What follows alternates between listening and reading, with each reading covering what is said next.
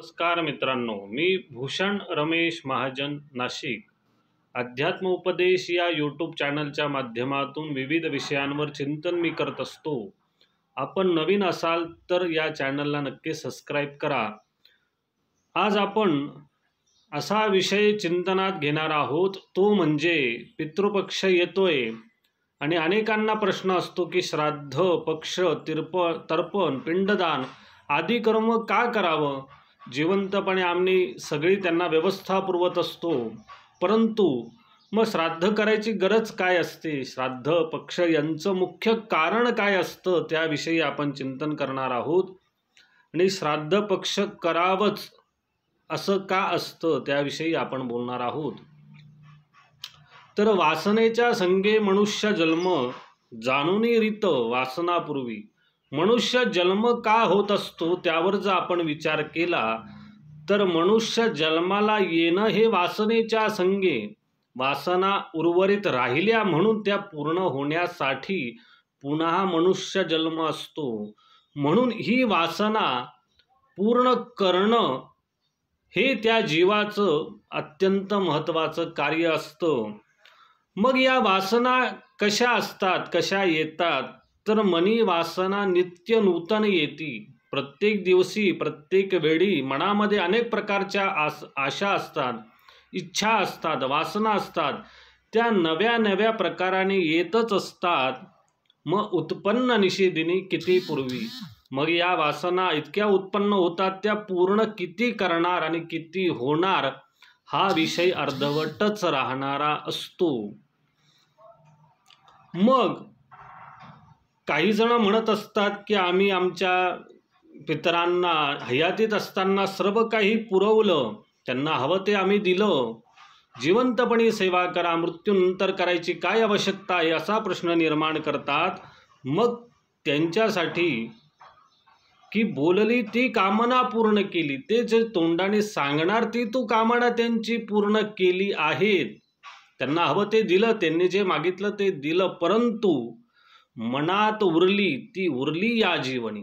त्यांच्या मनामध्ये जी काही आकांक्षा, इच्छा, वासना राहिली असेल ती तशीच राहिली, ती पूर्णत्वास गेलीच नाही. मग ह्यासाठी श्राद्ध, पिंडदानादी कर्म असतं, त्या माध्यमातून त्यांना गती मिळावी, तृप्तता व्हावी म्हणून श्राद्ध कर्म केलं जात असतं. जिवंतपणी वासनापूर्वी किती वासनापूर्वी हा प्रश्न निर्माण होतो. जाणूनही पूर्ण करियायसी न रीती. पूर्णत्वास जाणून ती वासना पूर्ण केली का, त्यांच्या मनाप्रमाणे झालं का, हा विषय अर्धवटच राहणारा असतो. म्हणून उत्तम गते कारण श्राद्ध पिंडदानादी कर्म, म्हणून उत्तम गती त्यांना प्राप्त व्हावी म्हणून श्राद्ध पिंडदानादी कर्म केलं जातं. आणि ते वंशजांचं कर्तव्यही असतं, कारण ते केल्यानेच त्या जीवात्म्याला उत्तम गतीचा लाभ त्या माध्यमाने होणार असतो. म्हणून ते पितृदेव असतात, ते काय करतात तर उत्तम वासना मन जाणूनही फळे, त्यांच्या आवश्यक असलेली वासना पूर्णत्वास नेणार ही आकांक्षा ठेवून पितृदेव बसलेले असतात. म्हणून पुरवणे आस धरुणी ते पितरे, की आमचे वंशज आमच्या साठी मुक्तीसाठी श्राद्ध, पिंड, दानादी, तर्पणादी कर्म करतील ही आस ते ठेवून असतात. कारण का, ते केल्याने त्यांना सद्गतीचा लाभ होणार असतो. म्हणून श्राद्ध, पिंड, दानादी कर्म करणं इतकं महत्त्वाचं असतं. कारण जीवसृष्टीचं हे चक्र, जन्म मृत्यू घडे वासने कारण, वासनेच्या कारणाने जन्म आणि मृत्यू, अंती जी वासना त्याप्रमाणे पुनर्जन्म असतो, पुन्हा ते चक्र सुरू असतं. हे जीवसृष्टीचं चक्राची घडण अशी आहे, ती पूर्णत्वास नेण्यासाठी श्राद्ध, पिंडदानादी कर्म आवश्यक असतं आणि ते वंशजांचं कर्तव्यही असतं. म्हणून ते कर्म करणं आवश्यक असतं. जे जिवंतपणे आम्ही सगळं काही करतो, मग श्राद्ध, पिंडदानादी आवश्यकता आहे का, कारण असं जे म्हणतात त्यांच्यासाठी त्यांची बोललेली कामना पूर्ण केली, मनात उरली ती तशीच राहिली, ती आपल्यालाही माहीत नाही. ती श्राद्ध, पिंडदानादी माध्यमाने पूर्णत्वास नेणारी असते. हा विधी करणं आवश्यक आहे. या विधी व्यतिरिक्त तुम्ही अन्नदान करणं म्हणतात, या गोष्टी करा, परंतु श्राद्ध पिंडदानादी कर्म करणं महत्त्वाचं असतं.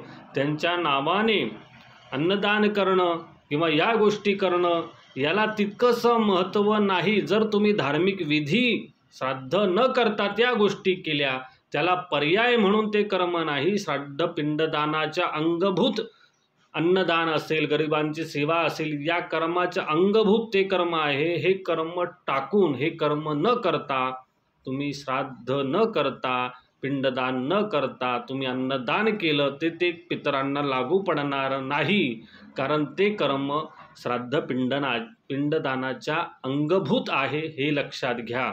म्हणून जे म्हणतात की श्राद्ध पिंडदानादी कर्म व्यर्थ आहे, आम्ही जिवंतपणे सेवा केली, त्यांच्यासाठी हे महत्त्वाचं. कारण तुम्ही कामना ती बोललेली पूर्ण केली, मनातली तशीच राहिली, मग त्या अनंत वासना तशाच राहिल्या, मग त्या वासना पूर्णत्वास नेण्याचं कार्य हे श्राद्ध पिंडदानादी कर्म करतं. म्हणून श्राद्ध का करावं, पिंडदान का करावं, ती वासना अर्धवट राहिली असेल म्हणून, ती मुक्ती मिळावी म्हणून आणि सद्गतीचा लाभ मिळावा म्हणून यासाठी हा व्हिडिओ केला. या माध्यमातून उपदेश, अध्यात्म उपदेश भूषण महाजन चॅनल या माध्यमातून अनेक विषयांवर संवाद चिंतन होणार आहे. जास्तीत जास्त चॅनलला सबस्क्राईब करा, शेअर करा, ही माहिती जास्तीत जास्त लोकांपर्यंत पोहोचवा. काही शंका असल्यास डिस्क्रिप्शनमध्ये माझा नंबर आहे, मला संपर्क करू शकतात. धन्यवाद.